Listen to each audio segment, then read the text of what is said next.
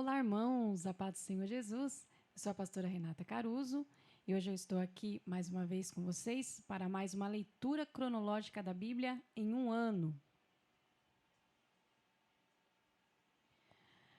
Hoje, dia 20 de março, onde nós vamos fazer a leitura do livro de Juízes, do capítulo 5 ao 8, tá bom? Então vamos lá? Juízes, capítulo 5. Vamos lá. Juízes capítulo 5. Naquele dia, Débora e Baraque, filho de Abinoão, cantaram este cântico. Quando os guerreiros soltaram o cabelo em Israel e o deixaram esvoaçar ao vento forte, o povo, numa exclamação voluntária, bendisse o Eterno. Ouçam, ó reis, escutem, ó príncipes, ao Eterno, sim, ao Eterno cantarei. Vou compor um hino ao Eterno, ao Deus de Israel. Ó Eterno, quando saístes de Seir, atravessando os campos de Edom, a terra tremeu, até os céus derramaram chuva, e as nuvens transformaram-se em rios. Os montes saltaram diante do Eterno, o Deus do Sinai, perante o Deus de Israel. Na época de Sangar, filho de Anate, e na época de Jael, as estradas públicas foram abandonadas. Os viajantes pegavam estradas vicinais. Os guerreiros ficaram gordos e relaxados. Não tinham mais ânimo para lutar. Até que surgiu você, Débora. Você, mãe em Israel, apareceu. Deus escolheu novos líderes que lutaram diante das portas. Não foram vistos escudos nem lanças entre os 40.000 soldados de Israel. Entregue seu coração, ó Israel, seja voluntário e dedicado, e todo o povo bendiga o Eterno. Vocês que cavalgam jumentos de raça, confortavelmente montados em suas celas, vocês que caminham pelas ruas, ponderem, prestem atenção, reúnam-se à volta do poço da cidade e ouçam-nos cantar, celebrando as vitórias do Eterno, as vitórias conquistadas em Israel. Então o povo do Eterno desceu até as portas da cidade. Desperta, desperta, Débora. Desperta, cante uma canção. Levante-se, Baraque. Leve com você os seus prisioneiros, filhos de Abinoão.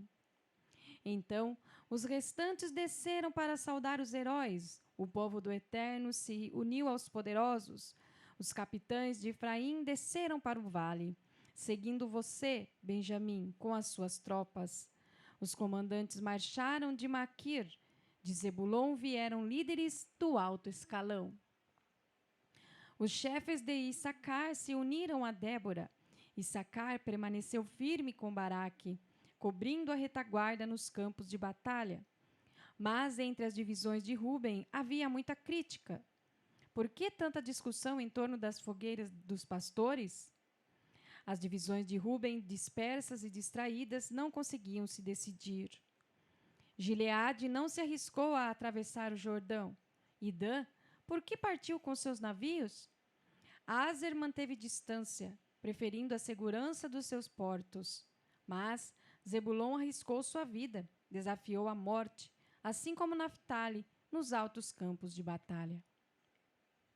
Os reis vieram e atacaram, e os reis de Canaã lutaram. Lutaram em Taanaque, junto às águas de Megido. Mas não levaram prata nem tomaram os despojos. As estrelas do céu se uniram na batalha. De suas órbitas, lutaram contra Císera. O rio Quizon os arrastou. As torrentes os atacaram, a correnteza do Quizon. Oh, você pisará o pescoço dos poderosos.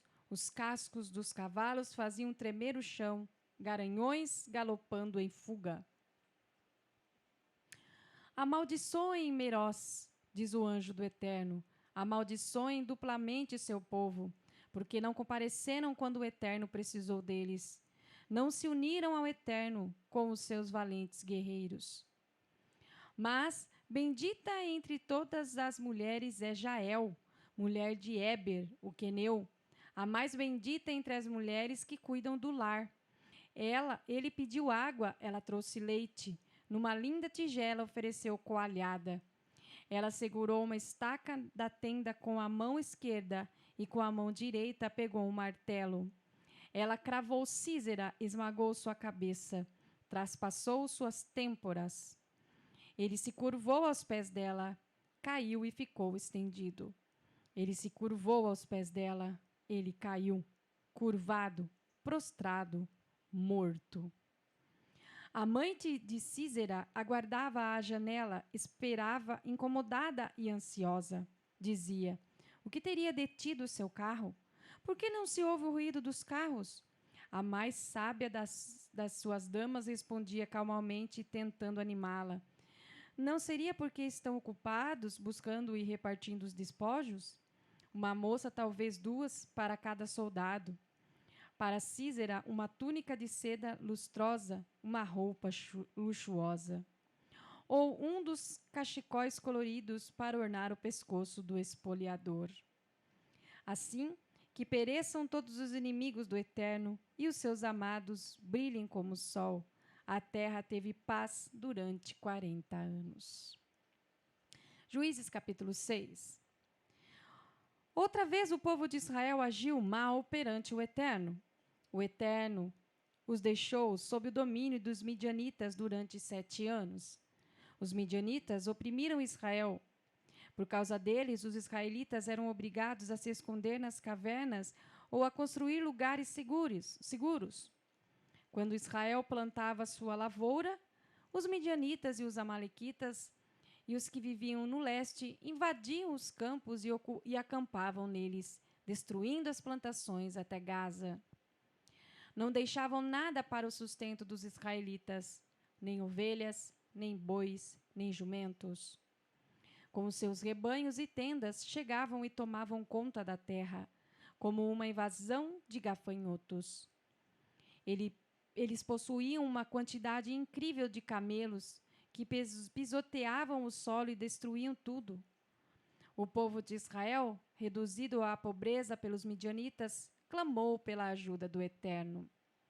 Depois que certa vez o povo de Israel clamou ao Eterno por causa dos midianitas, o Eterno lhes enviou um profeta com esta mensagem.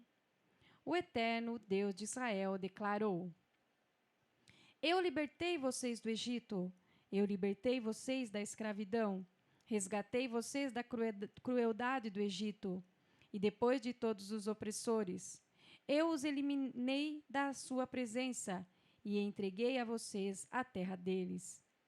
E ele disse a vocês: eu sou o Eterno, o seu Deus. Não tenha medo, nem por um instante, dos deuses dos amorreus que existem na terra em que vocês estão vivendo. Mas vocês não deram ouvidos a mim. Um dia o anjo do Eterno sentou-se debaixo do carvalho que está em Ofra, pertencente a Joás, o Abiesrita. Gideão, o seu filho, malhava o trigo num tanque de esmagar uvas, escondido dos midianitas. O anjo do Eterno apareceu a ele e disse: o Eterno está com você, poderoso guerreiro. E Gideão respondeu: comigo, Senhor? Se o Eterno está comigo, por que estamos nessa situação? Onde estão todas as maravilhas que nossos pais e avós nos contavam, afirmando: o Eterno nos libertou do Egito? Na verdade, o Eterno não quer saber de nós. Ele nos entregou nas mãos dos midianitas. Mas o Eterno insistiu: use a força que você tem. Liberte Israel da opressão dos midianitas. Sou eu quem está enviando você. Gideão respondeu: eu, Senhor? Como e com que eu poderia libertar Israel? Olhe para mim. Meu clã é o menos importante de Manassés, e na minha família eu sou o menor. E o Eterno disse: eu estarei com você, confie em mim. Você derrotará os midianitas como se fossem um só homem. Gideão respondeu: se você está dizendo a verdade, faça-me um favor. Dê-me um sinal, para que eu possa acreditar no que você está dizendo. Não saia daqui até eu voltar com um presente para você. E ele disse: Pode pedir, eu espero. Gideão foi preparar um cabrito e providenciou uma grande quantidade de pães sem fermento. Utilizou mais de uma arroba de farinha. Arrumou a carne num cesto e o caldo numa panela. Depositou a comida à sombra do carvalho, uma refeição sagrada. O anjo do Eterno disse: Tome a carne e o pão sem fermento, ponha-os sobre aquela pedra e despeje o caldo em cima. Gideão fez conforme a instrução do anjo. O anjo do Eterno estendeu a ponta do cajado que carregava e tocou a carne e o pão. Na mesma hora saíram chamas de pedra e elas queimaram a carne e o pão. Enquanto o anjo do Eterno sumia de vista, Gideão finalmente entendeu que aquele era o anjo do Eterno. Gideão disse: Ah, Senhor Eterno, eu vi teu anjo face a face. Mas o Eterno o tranquilizou. Não se preocupe, não se apavore, você não morrerá. Gideão construiu ali um altar ao Eterno e deu a ele o nome de A Paz do Eterno, ainda chamado assim em Ofra, dos Abiesritas. Naquela mesma noite, o Eterno disse a Gideão: Tome o melhor novilho de 7 anos de seu pai, destrua o altar de Baal, que é de seu pai, e derrube o poste sagrado de Azerá, que está do lado do altar. Depois, construa um altar dedicado ao Eterno, o seu Deus, no topo do monte. Tome um novilho escolhido e ofereça como oferta queimada, utilizando a madeira do poste sagrado de Azerá que você derrubou. Gideão escolheu 10 homens entre seus empregados e fez exatamente o que o Eterno tinha ordenado. Mas, por causa dos seus familiares e vizinhos, teve medo de oferecer o sacrifício em público. Então fez isso à noite. De manhã cedo, o povo da cidade ficou chocado ao ver o altar de Baal destruído e o poste de Azerá derrubado e o novilho queimando sobre o altar recém-construído. E eles perguntaram: Quem fez isso? E continuaram perguntando até que veio a resposta: Foi Gideão, filho de Joás. Os homens da cidade exigiram de Joás: Traga seu filho para fora. Ele deve ser morto, porque destruiu o altar de Baal e derrubou o poste de Azerá. Mas Joás enfrentou a multidão que o pressionava, dizendo: Vocês vão lutar a favor de Baal? Vocês querem salvá-lo? Quem quiser defender Baal estará morto amanhã. Se Baal é mesmo Deus, deixe que ele mesmo lute e defenda seu altar. Naquele dia, o povo apelidou Gideão de Jerubaal, porque, depois de ter destruído o altar de Baal, ele disse: Deixe que Baal se defenda. Depois disso, todos os midianitas e amalequitas, os povos do leste, se uniram. Atravessaram o rio e acamparam no vale de Jezreel. O Espírito do Eterno se apoderou de Gideão. Ele tocou a trombeta e os abiesritas se prontificaram a combater do lado dele. Ele enviou mensageiros por todo o território de Manassés, convocando os homens para a guerra. Enviou mensageiros também a Aser, Zebulon e Naphtali, e todos atenderam à convocação. Gideão disse a Deus: Se for isso mesmo, se quiseres libertar Israel, como disseste, vou deixar um pedaço de lã no lugar em que malhamos o trigo. Se de manhã o orvalho estiver apenas na lã e o chão ao redor estiver seco, vou entender que desejas me usar para libertar Israel, como prometeste. E foi o que aconteceu. Quando ele se levantou logo cedo, espremeu a lã, e havia orvalho suficiente para encher uma tigela. Gideão disse a Deus: Não te irrites comigo, mas tenho outro pedido. Vou fazer mais um teste com a lã. Só que desta vez a lã deve ficar seca e o chão encharcado de orvalho. Deus fez acontecer isso naquela mesma noite. Apenas a lã ficou seca, enquanto o chão ao redor estava molhado de orvalho. Juízes, capítulo 7. Jerubaal, Gideão, Levantou-se bem cedo no dia seguinte, e também suas tropas. Eles armaram acampamento perto da fonte de Harode. Os midianitas acamparam no vale, ao norte, próximo do monte Moré. O Eterno disse a Gideão: Este exército está muito grande. Não posso entregar os midianitas em suas mãos desse jeito. Seus homens vão ficar orgulhosos e dizer: fizemos tudo sozinho, e se esquecerão de mim. Faça o seguinte anúncio: quem estiver com medo ou estiver inseguro pode ir embora para o monte Gileade e voltar para casa. 22.000 homens partiram, restaram 10.000. O Eterno disse a Gideão: ainda tem muita gente. Desça com eles até a beira da água para que eu faça a última seleção. Quando eu disser, este vai com você, ele irá. Quando disser, este não vai, ele não irá. Assim Gideão levou todo o exército para a beira do riacho. O Eterno disse a Gideão: separa aqueles que beberem a água lambendo como cachorro. Do outro lado, reúno os que se ajoelharam e abaixam o rosto para beber a água. Foram 300 os homens que lamberam água tirada com a mão. Os demais se ajoelharam para beber. O Eterno disse a Gideão: vou usar os 300 homens que lamberam água do riacho para libertar o povo. Os midianitas serão entregues nas mãos deles. O restante poderá voltar para casa. Depois de reunir as provisões necessárias para o grupo e as trombetas, Gideão mandou o restante dos israelitas para casa e assumiu o comando dos 300. O acampamento dos midianitas ficava abaixo deles, no vale. Naquela noite, o Eterno disse a Gideão: levante-se e desça até o acampamento. Eu os entreguei nas suas mãos. Se estiver receoso de descer, leve Pura, seu guarda-costas com você. Depois que você ouvir os comentários do acampamento deles, terá toda a coragem e confiança de que precisa. Ele e seu guarda-costas desceram até onde estavam os sentinelas. Os midianitas, os amalequitas e vários povos do leste estavam espalhando no vale como enxame de gafanhotos. Os camelos eram tantos que pareciam os infinitos grãos de areia da praia.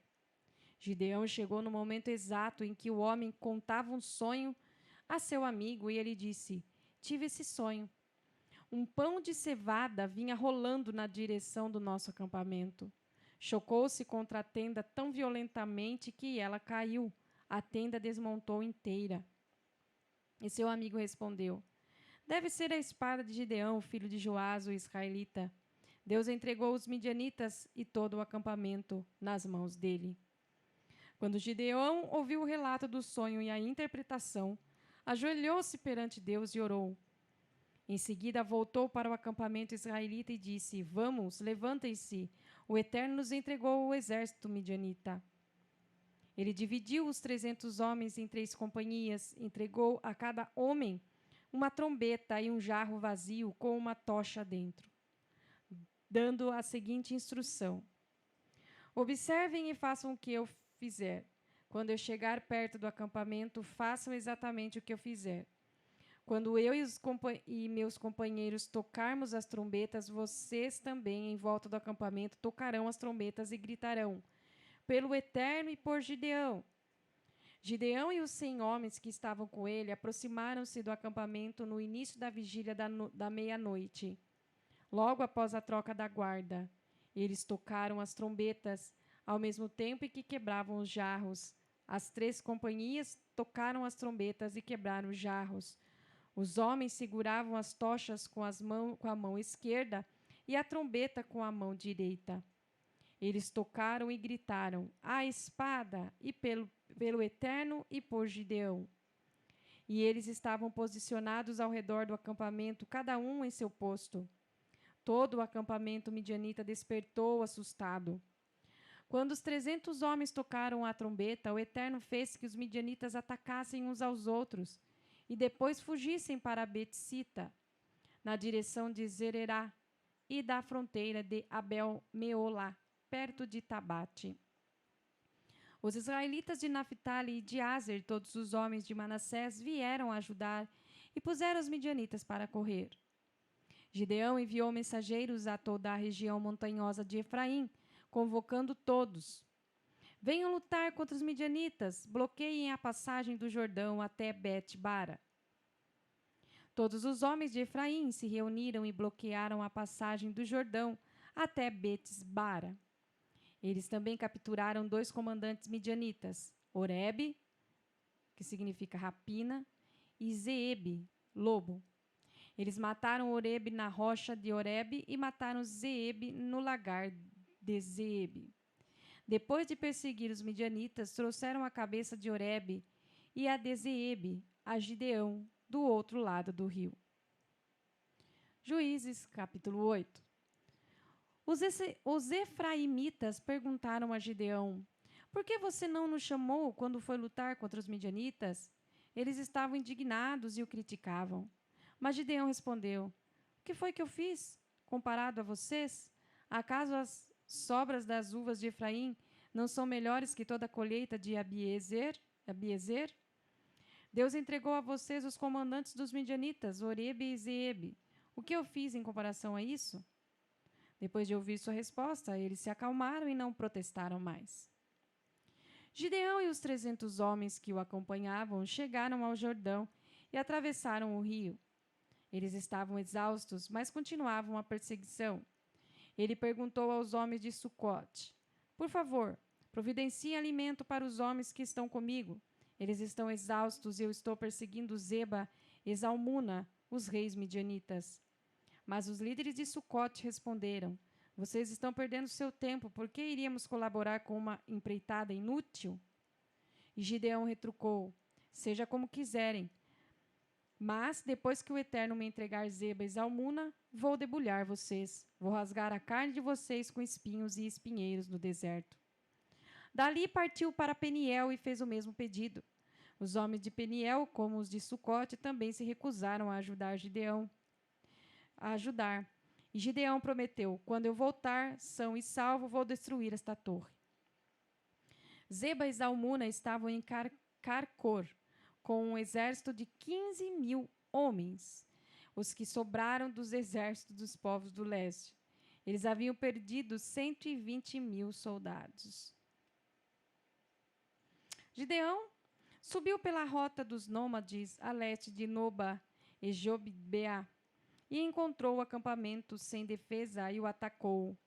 Zeba e Zalmuna fugiram, mas ele perseguiu e capturou os 2 reis midianitas. O acampamento inteiro entrou em pânico. Gideão, filho de Joás, voltou da guerra, passando pela subida de Heres. Capturou um jovem de Sucote e o interrogou. O jovem escreveu o nome das 77 autoridades de Sucote. Então Gideão procurou os homens de Sucote e disse: aqui estão Zeba e Zalmuna. Vocês zombaram de mim, dizendo que eu não queria capturá-los? Vocês não quiseram dar nem sequer uma sobra de pão para os meus homens exaustos e ainda nos ridicularizaram, dizendo que o nosso esforço seria inútil. Gideão prendeu os 77 líderes de Sucote e os rasgou com espinhos e espinheiros. Depois destruiu a torre de Peniel e matou todos os homens da cidade. Ele perguntou a Zeba e Zalmuna: contem-me sobre os homens que vocês mataram em Tabor? E eles responderam: eram homens muito parecidos com vocês, cada um deles com fisionomia de príncipe. Gideão disse: eram meus irmãos, filhos da minha mãe. Juro pelo Eterno que, se vocês não os tivessem matado, eu não mataria vocês. Dito isto, ordenou a Jéter, seu filho mais velho: mate esses 2. Mas ele não conseguia, não teve coragem de usar a espada contra eles, porque era muito jovem. Zeba e Zalmuna disseram: faça você mesmo, se for homem. Assim, o próprio Gideão pôs fim à vida de Zeba e Zalmuna. Ele confiscou os enfeites do pescoço dos camelos deles. Os israelitas pediram a Gideão: seja o nosso rei. Você, seu filho e seu neto, você nos libertou da tirania dos midianitas. Mas Gideão respondeu: de modo algum, eu ou meu filho reinaremos sobre vocês. O Eterno é que reinará. Gideão prosseguiu: mas tenho um pedido. Cada um de vocês me entregue um brinco do despojo que tomaram. Os ismaelitas usavam brincos de ouro. Por isso, todos os homens estavam com a bolsa cheia desses brincos. E eles responderam: sem problema, são seus. Eles estenderam um pano e cada um depositou ali os brincos do despojo. Os brincos de ouro que Gideão pediu pesaram cerca de 20 quilos. Foram os enfeites, os pingentes e as roupas luxuosas dos reis midianitas e os enfeites do pescoço dos camelos. Gideão usou o ouro para fazer um colete sacerdotal e o exibiu em sua cidade, em Ofra. Todo Israel cometeu profanação ali. Gideão e sua família também foram seduzidos por ela. Os israelitas quebraram a tirania dos midianitas e não se ouviu mais falar deles. Então Gideão viveu. A terra esteve em paz por 40 anos. Jerubaal, filho de Joás, voltou para casa e ficou ali. Gideão teve 70 filhos. Ele foi o pai de todos eles, pois tinha muitas mulheres. Sua concubina de Siquém também deu a ele um filho que recebeu o nome de Abimeleque. Gideão, filho de Joás, morreu em idade avançada. Foi sepultado no túmulo de seu pai, em Ofra dos Abiesritas. Mal Gideão foi sepultado e o povo de Israel se desviou e se prostituiu com Baal. Elegeram Baal Berite como seu Deus. O povo de Israel se esqueceu do Eterno, o seu Deus, que os tinha livrado de todos os seus opressores. Também não foram leais com a família de Jerubaal, Gideão, considerando-se o bem que ele havia feito a Israel. Amém, meus irmãos? Então, nós já terminamos aqui. Juízes, do capítulo 5 a 8. Fique conosco e até a próxima leitura. A paz do Senhor Jesus.